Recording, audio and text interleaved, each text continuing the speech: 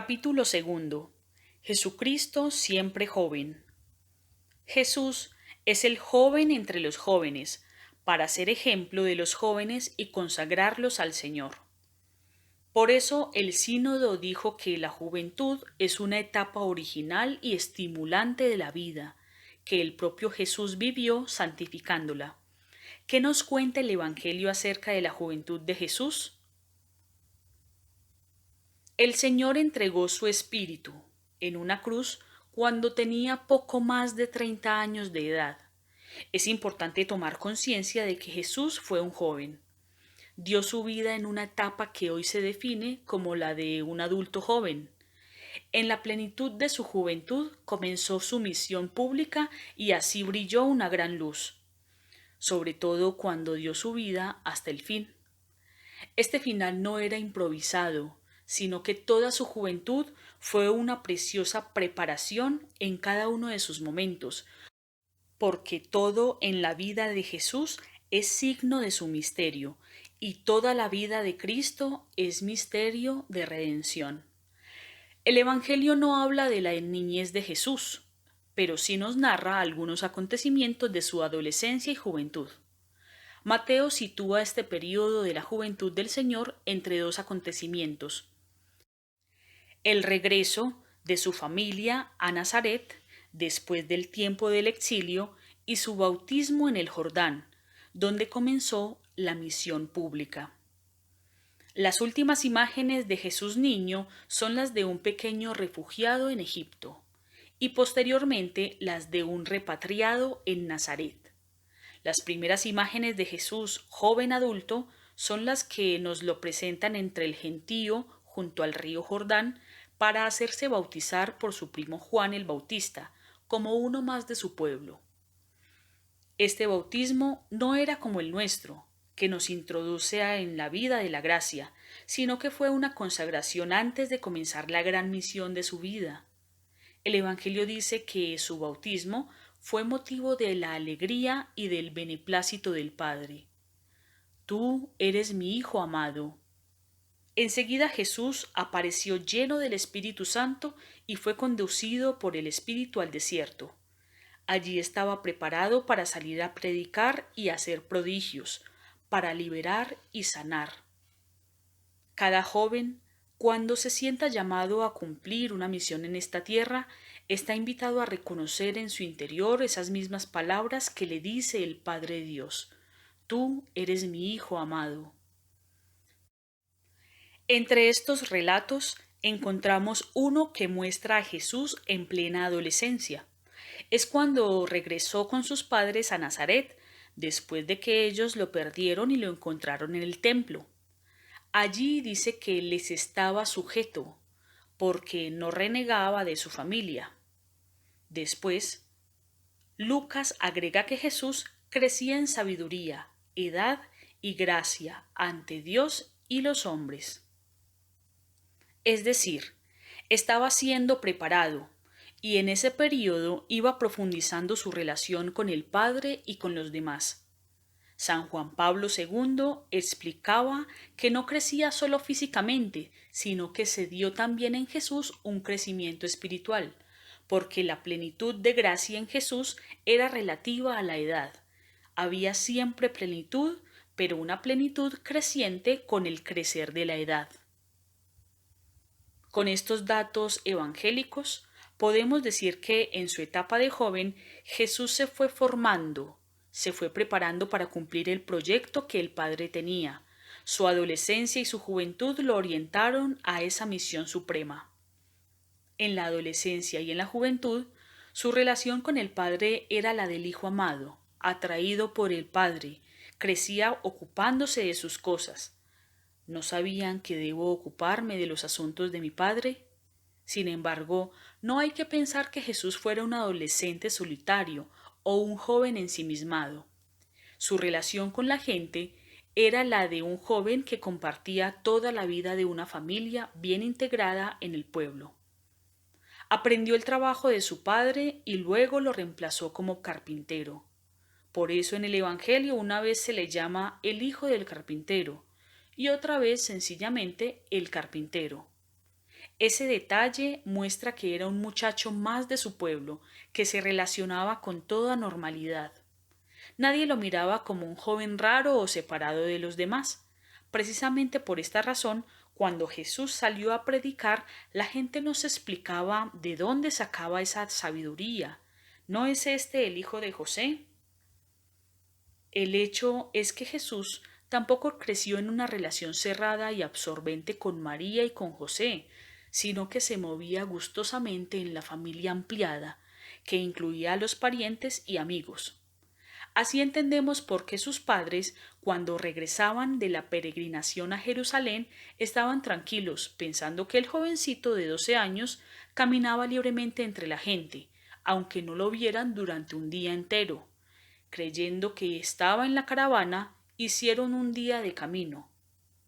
Ciertamente pensaban que Jesús estaba allí, yendo y viniendo entre los demás, bromeando con otros de su edad, escuchando las narraciones de los adultos y compartiendo las alegrías y tristezas de la caravana. El término griego utilizado por Lucas para la caravana de peregrinos, sinodía, indica precisamente esta comunidad en camino, de la que forma parte la Sagrada Familia. Gracias a la confianza de sus padres, Jesús se mueve libremente y aprende a caminar con todos los demás. Su juventud nos ilumina. Estos aspectos de la vida de Jesús pueden resultar inspiradores para todo joven que cree, que crece y se prepara para realizar su misión. Esto implica madurar en la relación con el Padre, en la conciencia de ser uno más de la familia y del pueblo, y en la apertura de ser colmado por el Espíritu y conducido a realizar la misión que Dios encomienda, la propia vocación.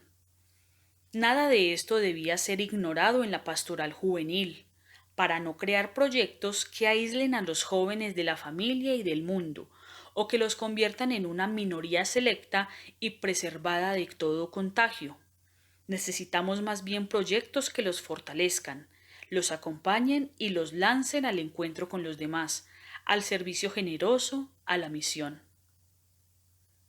Jesús no los ilumina a ustedes jóvenes desde lejos o desde afuera, sino desde su propia juventud que comparte con ustedes.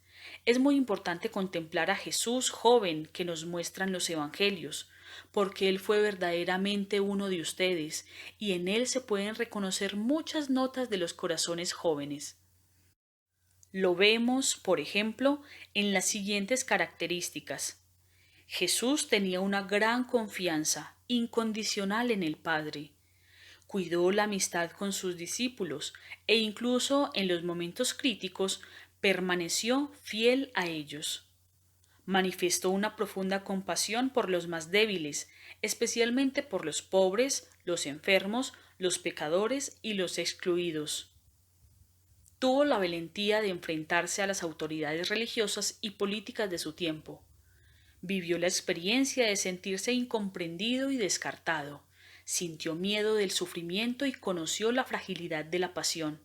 Dirigió su mirada al futuro, abandonándose en las manos seguras del Padre y a la fuerza del Espíritu. En Jesús todos los jóvenes pueden reconocerse. Por otra parte, Jesús ha resucitado y nos quiere hacer partícipes de la novedad de su resurrección. Él es la verdadera juventud de un mundo envejecido y también es la juventud de un universo que espera con dolores de parto ser revestido con su luz y con su vida. Cerca de él podemos beber del verdadero manantial, que mantiene vivos nuestros sueños, nuestros proyectos, nuestros grandes ideales y que nos lanza al anuncio de la vida que vale la pena. En dos detalles curiosos del Evangelio de Marcos puede advertirse el llamado a la verdadera juventud de los resucitados. Por una parte, en la pasión del Señor aparece un joven temeroso que intentaba seguir a Jesús, pero que huyó desnudo. Un joven que no tuvo la fuerza de arriesgarlo todo por seguir al Señor. En cambio, junto al sepulcro vemos a un joven vestido con una túnica blanca, que invitaba a perder el temor y anunciaba el gozo de la resurrección. El Señor nos llama a encender estrellas en la noche de otros jóvenes. Nos invita a mirar los verdaderos astros, esos signos tan variados que Él nos da para que no nos quedemos quietos, sino que imitemos al sembrador que miraba las estrellas para poder arar el campo. Dios nos enciende estrellas para que sigamos caminando. Las estrellas brillan alegres en sus puestos de guardia. Él las llama y le responden. Pero Cristo mismo es para nosotros la gran luz de esperanza y de guía en nuestra noche, porque Él es la estrella radiante de la mañana. La juventud en la Iglesia. Ser joven, más que una edad, es un estado del corazón. De ahí que una institución tan antigua como la Iglesia pueda renovarse y volver a ser joven en diversas etapas de su larguísima historia. En realidad, en sus momentos más trágicos, siente el llamado a volver a lo esencial del primer amor. Recordando esta verdad, el Concilio Vaticano II expresaba que, rica en un largo pasado, siempre vivo en ella y marchando hacia la perfección humana en el tiempo y hacia los objetivos últimos de la historia y de la vida, es la verdadera juventud del mundo. En ella es posible siempre encontrar a Cristo, el compañero y amigo de los jóvenes. Una iglesia que se deja renovar. Pidamos al Señor que libere a la iglesia de los que quieren avejentarla, esclerotizarla, en el pasado, detenerla, volverla inmóvil. También pidamos que la libere de otra tentación, creer que es joven porque cede a todo lo que el mundo le ofrece, creer que se renueva porque esconde su mensaje y se mimetiza con los demás. No, es joven cuando es ella misma, cuando recibe la fuerza siempre nueva de la palabra de Dios, de la Eucaristía, de la presencia de Cristo y de la fuerza de su espíritu cada día. Es joven cuando es capaz de volver una y otra vez a su fuente. Es cierto que los miembros de la Iglesia no debemos ser bichos raros. Todos tienen que sentirnos hermanos y cercanos, como los apóstoles que gozaban de la simpatía de todo el pueblo. Pero al mismo tiempo, tenemos que atrevernos a ser distintos, a mostrar otros sueños que este mundo no ofrece, a testimoniar la belleza de la generosidad, del servicio, de la pureza, de la fortaleza, del perdón, de la fidelidad a la propia vocación, de la oración, de la lucha por la justicia y el bien común, del amor a los pobres, de la amistad social. La Iglesia de Cristo siempre puede caer en la tentación de perder el entusiasmo porque ya no escucha la llamada del Señor al riesgo de la fe, a darlo todo sin medir los peligros, y vuelve a buscar falsas seguridades mundanas. Son precisamente los jóvenes quienes pueden ayudarla a mantenerse joven, a no caer en la corrupción, a no quedarse, a no enorgullecerse, a no convertirse en secta, a ser más pobre y testimonial, a estar cerca de los últimos y descartados, a luchar por la justicia, a dejarse interpelar con humildad.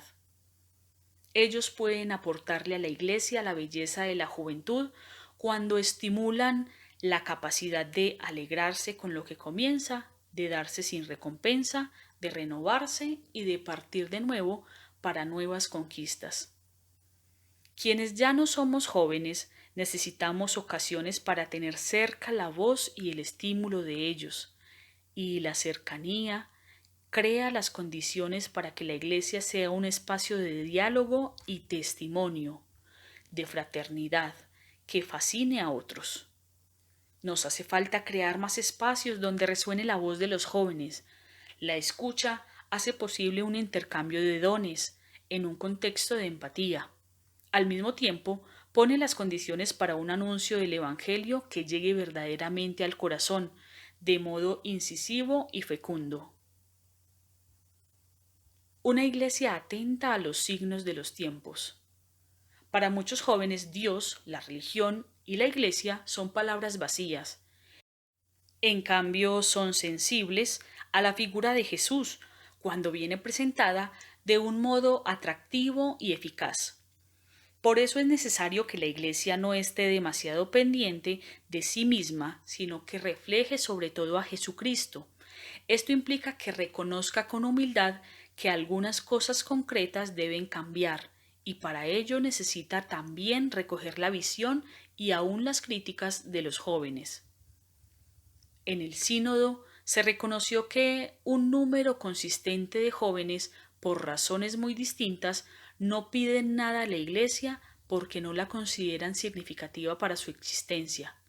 Algunos incluso piden expresamente que se les deje en paz, ya que sienten su presencia como molesta y hasta irritante. Esta petición con frecuencia no nace de un desprecio acrítico e impulsivo, sino que hunde sus raíces en razones serias y comprensibles: los escándalos sexuales y económicos, la falta de preparación de los ministros ordenados que no saben captar adecuadamente la sensibilidad de los jóvenes, el poco cuidado de la preparación de la homilía y en la explicación de la palabra de Dios, el papel pasivo asignado a los jóvenes dentro de la comunidad cristiana, la dificultad de la Iglesia para dar razón de sus posiciones doctrinales y éticas a la sociedad contemporánea.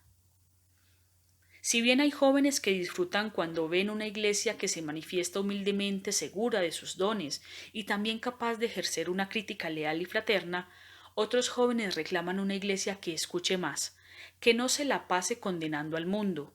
No quieren ver a una iglesia callada y tímida, pero tampoco que esté siempre en guerra por 2 o 3 temas que la obsesionan.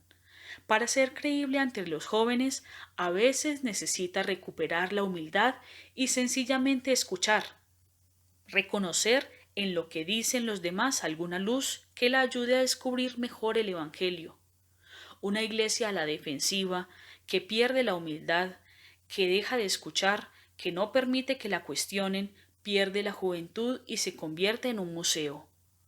¿Cómo podrá acoger de esa manera los sueños de los jóvenes?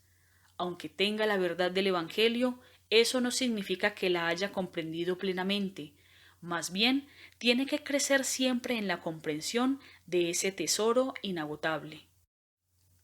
Por ejemplo, una iglesia demasiado temerosa y estructurada puede ser permanentemente crítica ante todos los discursos sobre la defensa de los derechos de las mujeres y señalar constantemente los riesgos y los posibles errores de esos reclamos.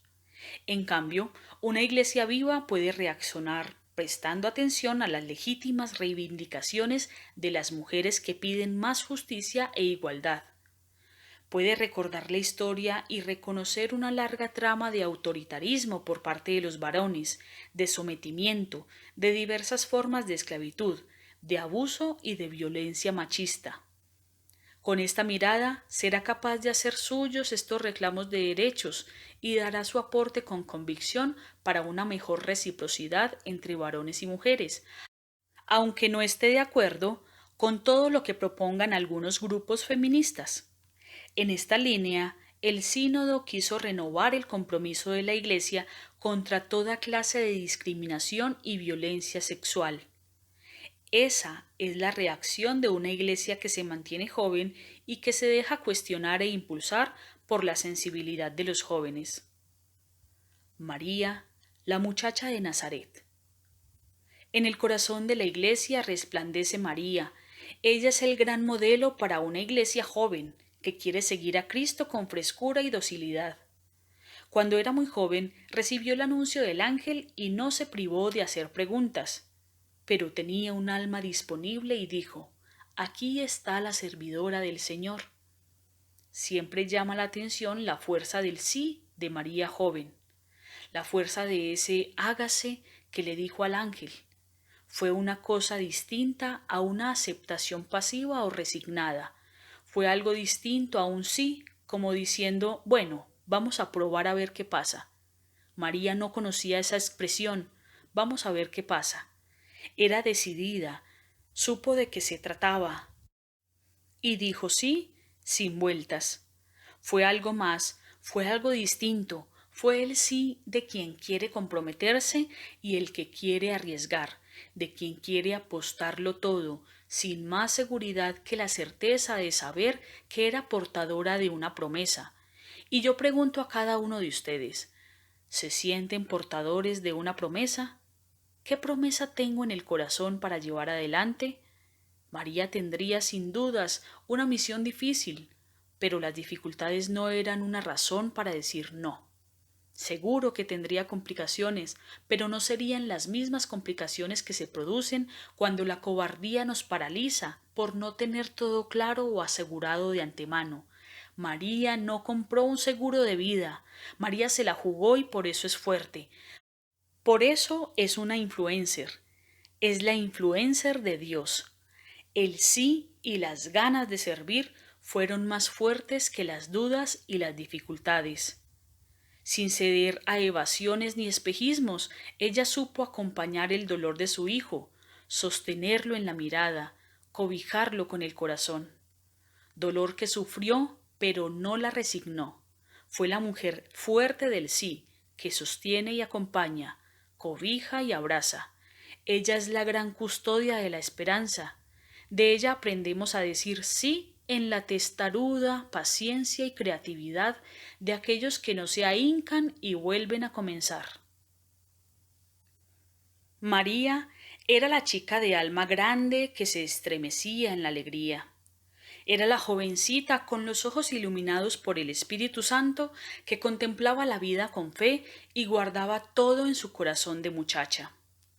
Era la inquieta, la que se pone continuamente en camino, que cuando supo que su prima la necesitaba, no pensó en sus propios proyectos, sino que salió hacia la montaña sin demora. Y si hacía falta proteger a su niño, allá iba con José a un país lejano. Por eso permaneció junto a los discípulos reunidos en oración esperando al Espíritu Santo. Así, con su presencia, nació una iglesia joven, con sus apóstoles en salida para hacer nacer un mundo nuevo. Aquella muchacha hoy es la madre que vela por los hijos, estos hijos que caminamos por la vida muchas veces cansados, necesitados, pero queriendo que la luz de la esperanza no se apague. Esto es lo que queremos, que la luz de la esperanza no se apague. Nuestra madre mira a este pueblo peregrino, pueblo de jóvenes querido por ella, que la busca haciendo silencio en el corazón, aunque en el camino haya mucho ruido, conversaciones y distracciones. Pero ante los ojos de la madre solo cabe el silencio esperanzado. Y así María ilumina de nuevo nuestra juventud. Jóvenes santos. El corazón de la Iglesia también está lleno de jóvenes santos que entregaron su vida por Cristo, muchos de ellos hasta el martirio. Ellos fueron preciosos reflejos de Cristo joven que brillan para estimularnos y para sacarnos de la modorra. El sínodo destacó que muchos jóvenes santos han hecho brillar los rasgos de la edad juvenil en toda su belleza y en su época fueron verdaderos profetas de cambio. Su ejemplo muestra de qué son capaces los jóvenes cuando se abren al encuentro con Cristo. A través de la santidad de los jóvenes, la Iglesia puede renovar su ardor espiritual y su vigor apostólico. El bálsamo de la santidad generada por la vida buena de tantos jóvenes puede curar las heridas de la Iglesia y del mundo, devolviéndonos a aquella plenitud del amor al que desde siempre hemos sido llamados. Los jóvenes santos nos animan a volver a nuestro amor primero. Hay santos que no conocieron la vida adulta y nos dejaron el testimonio de otra forma de vivir la juventud. Recordemos al menos a algunos de ellos, de distintos momentos de la historia que vivieron la santidad cada uno a su modo. En el siglo III, San Sebastián era un joven capitán de la Guardia Pretoriana. Cuentan que hablaba de Cristo por todas partes y trataba de convertir a sus compañeros, hasta que le ordenaron renunciar a su fe. Como no aceptó, lanzaron sobre él una lluvia de flechas, pero sobrevivió y siguió anunciando a Cristo sin miedo. Finalmente lo azotaron hasta matarlo. San Francisco de Asís, siendo muy joven y lleno de sueños, escuchó el llamado de Jesús a ser pobre como él y a restaurar la iglesia con su testimonio. Renunció a todo con alegría y es el santo de la fraternidad universal, hermano de todos, que alababa al Señor por sus criaturas. Murió en 1226. Santa Juana de Arco nació en 1412. Era una joven campesina que, a pesar de su corta edad, luchó para defender a Francia de los invasores. Incomprendida por su aspecto y por su forma de vivir la fe, murió en la hoguera. El beato Andrés Puyen era un joven vietnamita del siglo XVII. Era catequista y ayudaba a los misioneros. Fue hecho prisionero por su fe y debido a que no quiso renunciar a ella, fue asesinado y murió diciendo Jesús. En este mismo siglo, Santa Catalina Tecagüita, una joven laica nativa de América del Norte, sufrió una persecución por su fe y huyó caminando más de 300 kilómetros a través del bosque espeso. Se consagró a Dios y murió diciendo Jesús te amo. Santo Domingo Sabio le ofrecía a María todos sus sufrimientos. Cuando San Juan Bosco le enseñó que la santidad supone estar siempre alegres, abrió su corazón a una alegría contagiosa.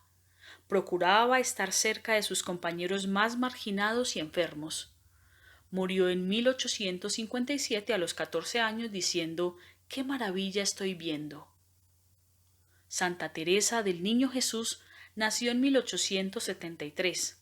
A los 15 años, atravesando muchas dificultades, logró ingresar a un convento carmelita.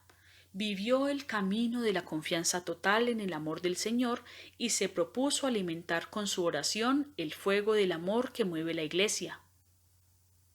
El beato Seferino Namucurá era un joven argentino, hijo de un destacado cacique de los pueblos originarios. Llegó a ser seminarista salesiano, lleno de deseos de volver a su tribu para llevar a Jesucristo. Murió en 1905. El beato Isidoro Bacanja era un laico del Congo que daba testimonio de su fe. Fue torturado durante largo tiempo por haber propuesto el cristianismo a otros jóvenes. Murió perdonando a su verdugo en 1909. El beato Pier Giorgio Frassati, que murió en 1925, era un joven de una alegría contagiosa, una alegría que superaba también tantas dificultades de su vida. Decía que él intentaba retribuir el amor de Jesús que recibía en la comunión, visitando y ayudando a los pobres. El beato Marcel Calo era un joven francés que murió en 1945. En Austria fue encerrado en un campo de concentración donde confortaba en la fe a sus compañeros de cautiverio en medio de duros trabajos. La joven beata Chiara Badano, que murió en 1990, experimentó cómo el dolor puede ser transfigurado por el amor. La clave de su paz y alegría era la plena confianza en el Señor y la aceptación de la enfermedad como misteriosa expresión de su voluntad para su bien y el de los demás. Que ellos, y también muchos jóvenes que quizás desde el silencio y el anonimato vivieron a fondo el Evangelio, intercedan por la Iglesia, para que esté llena de jóvenes alegres, valientes, entregados, que regalen al mundo nuevos testimonios